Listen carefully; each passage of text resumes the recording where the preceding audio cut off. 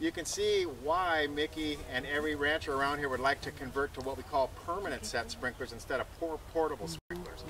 Permanent set is nothing but putting these pipes underground and then having these risers stick out of the top with the thing that goes okay? And now what Mickey has done that he described briefly when we started is he even got rid of the ones that go and he ended up putting in pop-up sprinklers, and we'll talk about those right away when we get around the corner right up here.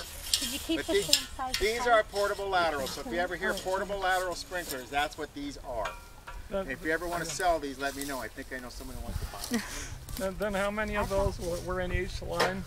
Well, it varied from anywhere from 8 or 10 up to 16 to 20. Okay. So the longer fields, there was a lot of them. So. Yeah. And then you have the maintenance of the sprinkler. Each one of those sprinklers has to be maintained that's on there. We talk about Mickey going high-tech, turning on sprinklers on automatic timer. This is the end result of that. This actually, underneath the ground here, at each one of these flags, that's going to be a sprinkler that will end up popping up out of the ground. I taped this up so you can see, but this thing will actually pop up 12 inches, but I taped it shut right now. But this will actually, here's the top here, and this thing will, when he turns the water on, this will actually rise up out of the ground about 12 inches or so. And then instead of having a sound, this has a nozzle here that will just do a 360-degree spray, or you can adjust it for whatever spray you want, right, Mickey? Right, these do.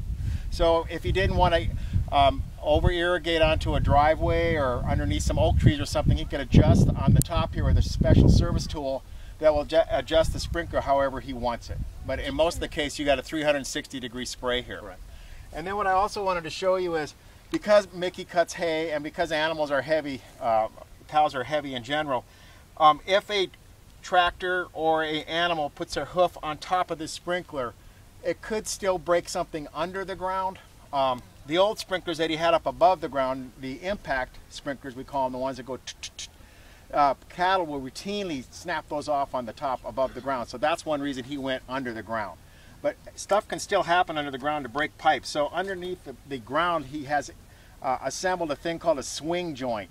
And what this will do actually, this ends up being screwed into the bottom of the sprinkler underneath the ground.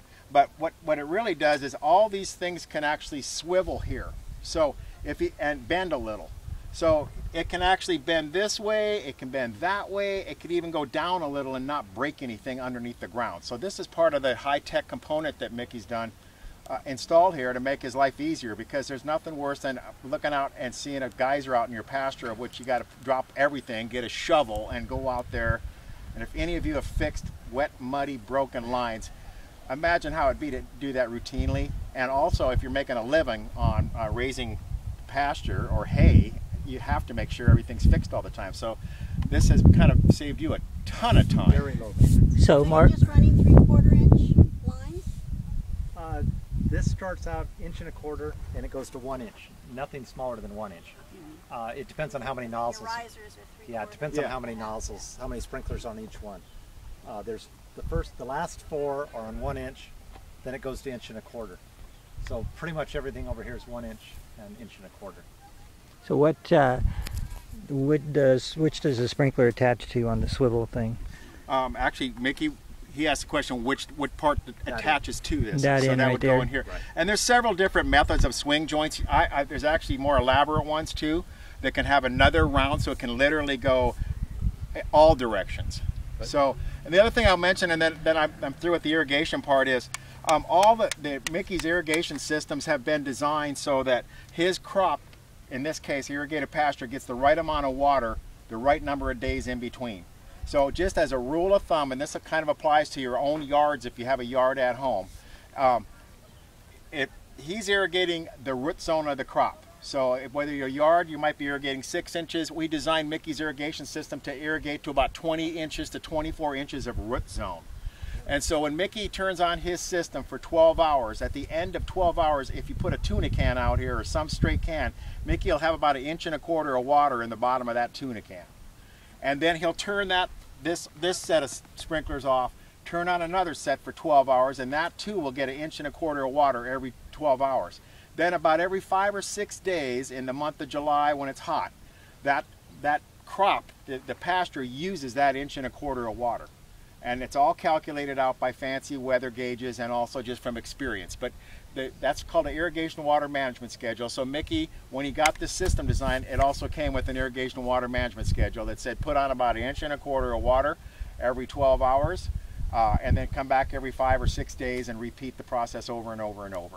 And that's one thing that the U.S. Department of Agriculture provides to people is this irrigation water management schedule based on any crop that you can think of, including corn, orchard, anything. Yes? How much water pressure do you need to irrigate this? Actually, for this kind of sprinkler, if you're below 30 psi, it gets a little weak, doesn't it, Mickey? Yeah. Ideally, this is going to be, if you had 60 pounds, you'd be fat and happy. But whatever the pressure is, once you get below 30 on something like this, it's marginal, and he has a booster pump up where below his water canal that will actually boost up the pressure that he needs to run these up where he showed you the hay equipment. He's got a booster pump in that field there.